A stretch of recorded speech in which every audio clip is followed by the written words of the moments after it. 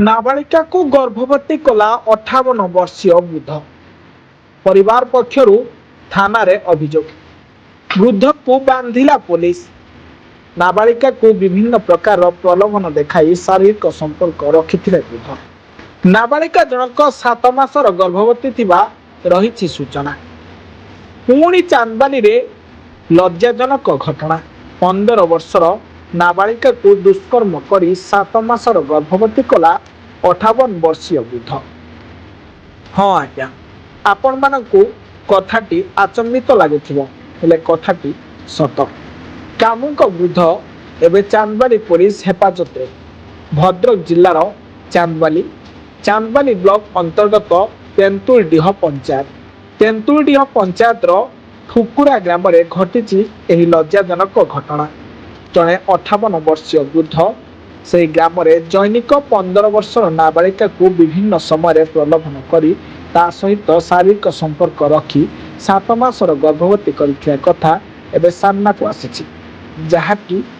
समाज पाई एक घृण्य काम शारीरिक संपर्क किछि मासर नाबालिका जनक पेट जंत्रणा हेबारु नाबालिका जनक डाक्तरखाना जाइथिले हेले सेठारे डाक्तर परीक्षा पर नाबालिका जनक 7 मासर गर्भवती थिबा जଣା पड़िथिला परे एही सब घटना नाबालिका जनक निज परिवार पाखरे कहिथिले परिवार पक्षरु चांदबाली थाना रे एक लिखित अभियोग पर चांदबाली पुलिस केस नंबर 122/26 मूले मामला रुजु करी 58 वर्षीय देवेंद्र नायक को चांदबाली पुलिस गिरफ्त करिछि एठारे प्रश्न उठुछि केबे सुधुरिबो आम मानकर एपरि एक घृण्य मानसिकता केबे सुधुरी जीव ए मनीष समाज नरेंद्र नायक कौन है माने ता झियो मो झियो जाइए से रोला रहा भितर सी नहीं बाप कतर शोची माइंड वाश करी कौन कर औषध कर शुई आज झीर ये अवस्था हाँ मोर सहीटा न्याय दरकार हाँ हाँ देवेंद्र नायक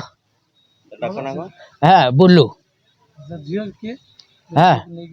हाँ कविता नायक हाँ सी नहीं ताको ए रकम करी छोट छुआटा मु भी जान नी मु तो काम पलाए आसला भितर ता भितर ये कथा हो जानी काली धरा पड़ला माने जो डाक्तर चेक करला बेलू ये कथा बाहरला तापर झील को पचारा बेलू झील ता ना कहला भितर मुझा को चेष्टा करी थाना केस करनी माने से तार कौन कहला मो पेट दरज करुच्ची ये करुच्ची बोधे गैस फैस होती कौन कर जा डाक्तर देखी औषध आनी खाइबे हाँ तापर मो पुओ को पठेनी डाक्तर कति गला बेलू डाक्तर चेक कर सारा पड़ू रिपोर्टा बाहर कला या हाँ रिपोर्टा बाहर देख झीर प्रेगनेंट हाँ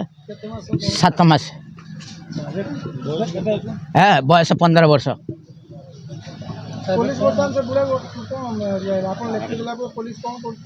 पुलिस नहीं जाइए भद्रक अच्छे मोर केस करवा दरकार आउ मोर तादर समाधान मोर दरकार समाधान मान यार न्याय दरकार हाँ बाप झीर तांकु न्याय दवा दरकार माने तांकु शास्ति दंड दवा दरकार चांदबाली पुनील कुमार सामंत रिपोर्ट ब्लैकेट न्यूज ओडिया।